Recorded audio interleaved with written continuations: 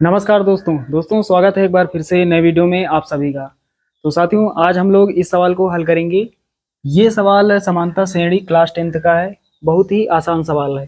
तो एक बार सवाल पढ़ लेते हैं, उसके बाद इसको हल करते हैं। सवाल क्या है?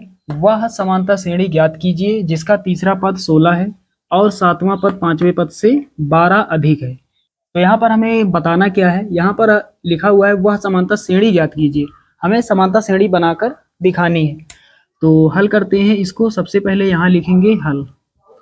हमें दोस्तों दिया क्या गया है? हमें दिया गया है तीसरा पद 16 है। समानता श्रेणी का तीसरा पद 16 है। तो समानता श्रेणी का व्यापक रूप क्या होता है? प्रथम पद ए, उसके बाद दूसरा पद ए प्लस डी, तीसरा पद ए प्लस 2d, चौथा पद ए प्लस 3d। तो यहाँ पर तीसरा पद क्या होगा? ए प्लस 2d। ए प्लस 2d बराबर कितना? 16। ये हमें दिया है, सवाल में ये पहले से दिया गया है। इसको हम मान लेंगे समीकरण नंबर 1। चलिए उसके बाद आगे सवाल पढ़ते हैं। यहाँ पर लिखा हुआ है और सातवां पद पांचवें पद से 12 अधिक है। यहाँ पर सातवें पद की बात हो रही है और पांचवें पद की बात हो रही है। तो सातवां पद निकाल लेते हैं। यहाँ पर लिखेंगे सातवां पद। तो व्यापक रूप में सातवां पद क्या होगा? ए प्लस 6d। उसके बाद पांचवा पद यहाँ लिखेंगे तथा पांचवा पद। पांचवा पद क्या होगा? पांचवें पद की बात हो रही तो एक कम, 5 से 1 कम 4d, ए प्लस 4d ये होगा पांचवा पद। अब लिखेंगे प्रश्नानुसार। क्या लिखेंगे? प्रश्नानुसार। अब हम प्रश्न के अनुसार सवाल को हल करेंगे। प्रश्न में ही इसका आंसर छिपा हुआ है।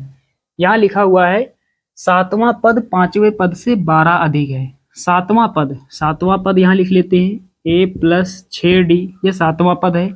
सातवां पद पांचवें पद से 12 अधिक है, बराबर पांचवें पद से 12 अधिक। तो पांचवा पद ए प्लस 4d प्लस 12। सातवां पद पांचवें पद से 12 अधिक है, प्लस 12। अधिक का मतलब प्लस। अब क्या करेंगे? हल कर लेंगे। ए से ए कैंसिल हो जाएगा, 6d है, लिख लेंगे, बराबर लगाएंगे। इधर कितना? 4d plus 12। 4d उधर प्लस का इधर आएगा, 6d के पास माइनस का हो जाएगा 4d बराबर 12।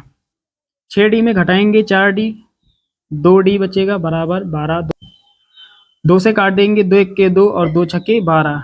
d का मान कितना हो जाएगा? 6 हो जाएगा। d क्या है? सार्वधातुक। d का मान हमने निकाल लिया।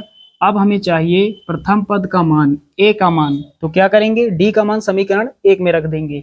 यहाँ पर लिखेंगे d का मान समीकरण 1 में रखने पर। तो सबसे पहले समीकरण 1 लिख लेंगे, a प्लस 2d बराबर 16। यहाँ पर d के स्थान पर हमें 6 रख देना है। तो यहाँ पर d है, इसके स्थान पर 6 रखेंगे, 6 दूना 12 हो जाएगा। तो a प्लस 12 बराबर 16। 12 उधर जाएगा, माइनस का हो जाएगा, इधर प्लस का है। a बराबर 16 माइनस 12। तो कितना बचेगा? 16 में 12 घटाएंगे 4। a का मान कितना हो जाएगा? 4 हो जाएगा। a क्या है? प्रथम पद। तो साथियों, हमें a का मान प्राप्त हो चुका है और d का मान प्राप्त हो चुका है। अब हम आसानी से समानता श्रेणी बना सकते हैं। तो यहाँ पर लिखेंगे अतः AP। तो AP का मतलब समानता श्रेणी। तो जो AP बनेगी, तो AP क्या होगी? प्रथम पद A होता है, उसके बाद A प्लस D, दूसरा पद A प्लस 2D। इस तरह से व्यापक रूप होता है समानता श्रेणी का। तो यहाँ पर रख देते हैं A का मान कितना है? 4। तो प्रथम पद 4 हो जाएगा। उसके बाद A प्लस D, A का मान प्लस D का मान। A का मान कितना है? 4 है और D का मान 6 है। 6 प्लस 4 कितना हो जाएगा? 10 हो जाएगा। उसके बाद A प्लस 2D, यहाँ पर 2D है, तो यहाँ पर 2 का D से गुणा होगा और D का मान कितना है? 6 है। तो 2 छक्के 12, 12 में जोड़ेंगे A को, A का मान 4 है, तो 12 प्लस 4 कितना हो जाएगा? 16 हो जाएगा। आगे डैश डैश लगा देंगे। इस तरह से हमें एक AP प्राप्त हो जाएगी, एक समानता श्रेणी प्राप्त हो जाएगी। यही हमें यहाँ पर बताना था।